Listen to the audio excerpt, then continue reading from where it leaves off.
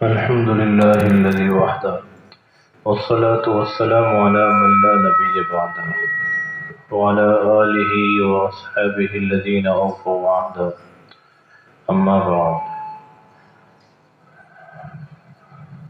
ایک لیلۃ القدر تاک رات ایک گزر گئی.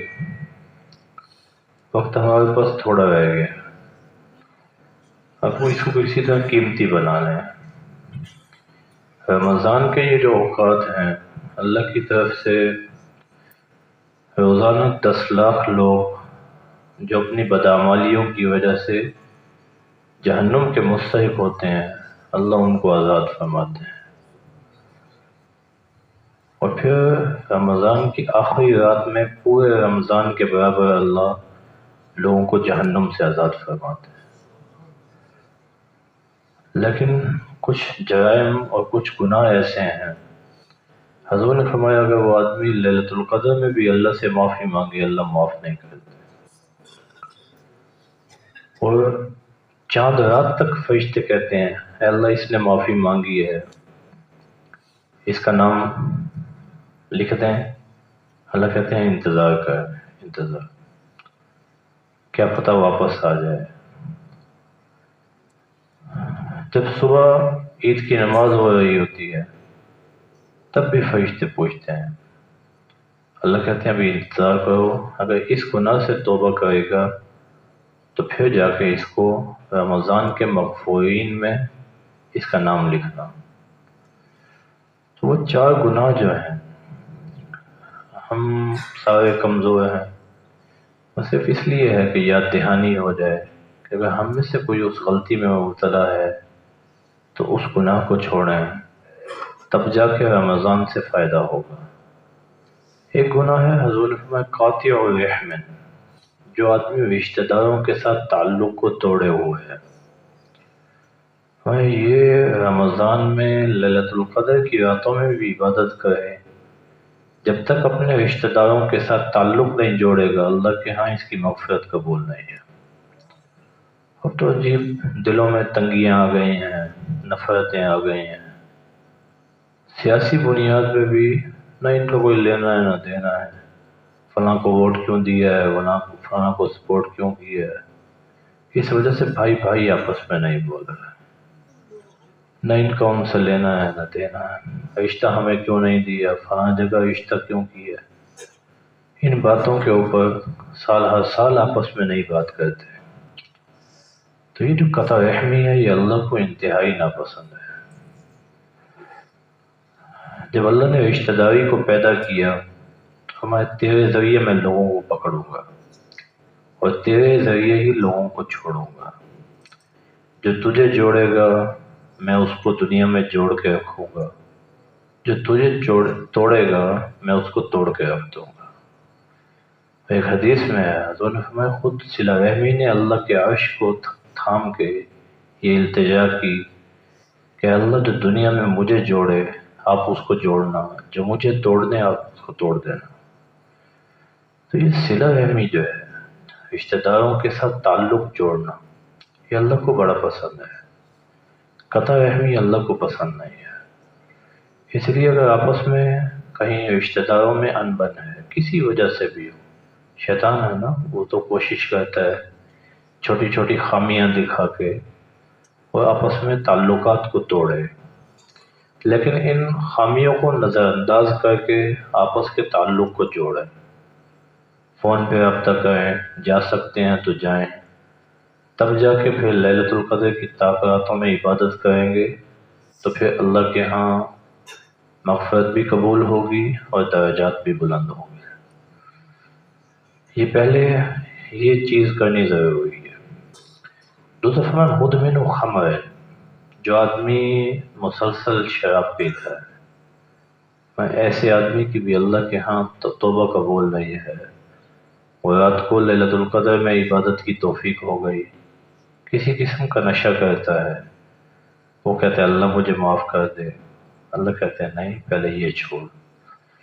جب تک نشہ نہیں چھوڑے گا تب تک اللہ کے ہاں اس کی مغفرت قبول نہیں ہے. جیسے عاقن لوالدیہ اپنے والدین کا نافرمان اب جو آدمی والدین کی نافرمانی کر رہا ہے، دونوں ہوں یا والدین میں سے کوئی ایک ہو، جب تک والدین سے معافی نہیں مانگے گا اللہ کے ہاں اس کی مغفرت قبول نہیں ہے۔ تو اس لیے کسی سے اگر ایسی غفلت ہو گئی ہے اور والدین حیات ہیں تو بھائی معافی مانگ لیں، اور اگر والدین وفات پا گئے ہیں تو پھر نبی کریم صلی اللہ علیہ وسلم نے فرمایا دو طریقے ہیں والدین کو راضی کرنے کے، ایک یہ ان کے لیے کثرت سے استغفار کرے۔ ہم نماز میں بھی پڑھتے ہیں ربنا اغفر لی ولوالدی وللمؤمنین یوم یقوم الحساب، کثرت سے والدین کے لیے استغفار کرے۔ والدین کے لیے کثرت سے استغفار کرنے والا والدین کے فرمانبرداروں میں اٹھایا جائے گا۔ دوسرا فرمایا کہ جو آدمی اپنے والدین کے دوست احباب ہیں، عزیز رشتہ دار ہیں، ان کے ساتھ حسن سلوک کرے، یہ والدین کے فرمانبرداروں میں اٹھایا جائے گا۔ یہ ایسے ہی ہے جیسا کہ اپنے والدین کے ساتھ حسن سلوک کرے۔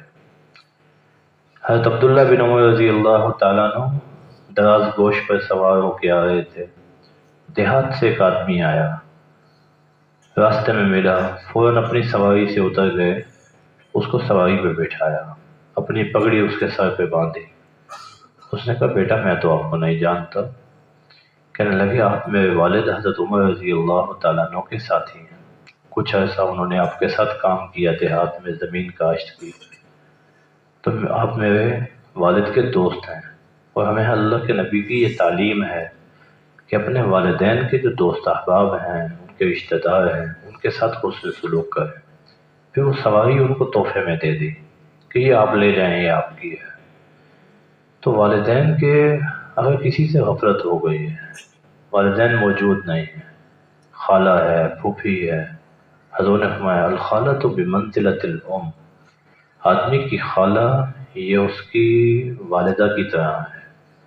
اسی طرح چچا ہے، فرمایا عم الرجل سنو ابیہ، آدمی کا جو چچا ہوتا ہے وہ اس کے باپ کی طرح ہوتا ہے۔ تو یہ جو رشتے ہیں ان کا احترام، ان سے جا کے ملنا، ان کے لیے تحفے تحائف لے جانا، ان کو خوش کرنے کی کوشش کرنا، یہ والدین کی فرمانبرداری میں شمار ہوگا۔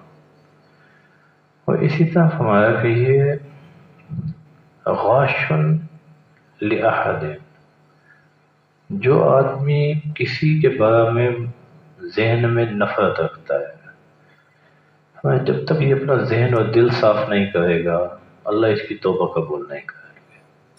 ہم نے پہلے بھی یہ عرض کیا، ہماری کوشش ہے ہمارا چہرہ خوبصورت ہو جائے، جسم خوبصورت ہو جائے، اللہ کے ہاں اس کی کوئی حیثیت نہیں ہے۔ اللہ کے ہاں انسان کی حیثیت اس کے دل کے اعتبار سے ہے۔ اس کا دل جتنا صاف، جتنا پاکیزہ، اتنا اللہ کے ہاں اس کی قیمت ہے۔ اب وہ شب قدر میں تاپ راتوں میں عبادت بھی کر رہا ہے، وہ اللہ سے رو دھو بھی رہا ہے، ساری رات عبادت کر رہا ہے، جتنا بھی ہمت ہے، لیکن اس کا دل ہی صاف نہیں ہے، تو اللہ نے کیا ایسے دل کی طرف توجہ کرنی ہے؟ اس لیے اپنا دل جو ہے یہ مسلمانوں کے بارے میں صاف کریں۔ گھروں میں 100 باتیں ہو جاتی ہیں، اس کی وجہ سے دل میں نفرت نہ رکھیں، فوراً معاف کر دیں۔ کاروبار میں ایسا ہو جاتا ہے، کبھی کسی ساتھ والے سے بات ہو گئی، کبھی کسی سے بات ہو گئی، کبھی کسی گاہک سے کوئی اونچی نیچی بات ہو گئی، فوراً اپنے دل کو صاف کریں۔ اگر دل میں کسی کی نفرت رہ گئی تو پھر یہ رمضان کی ان قیمتی راتوں میں یہ عبادت ضائع جائے گی، اللہ کے ہاں وہ مقام حاصل نہیں کر سکے گا۔ اللہ ہمیں ان باتوں پر عمل کی توفیق عطا فرمائے، اور اللہ ہمارا رمضان کے مغفورین میں نام لکھیں۔ آخر دعوانا الحمدللہ رب العالمین۔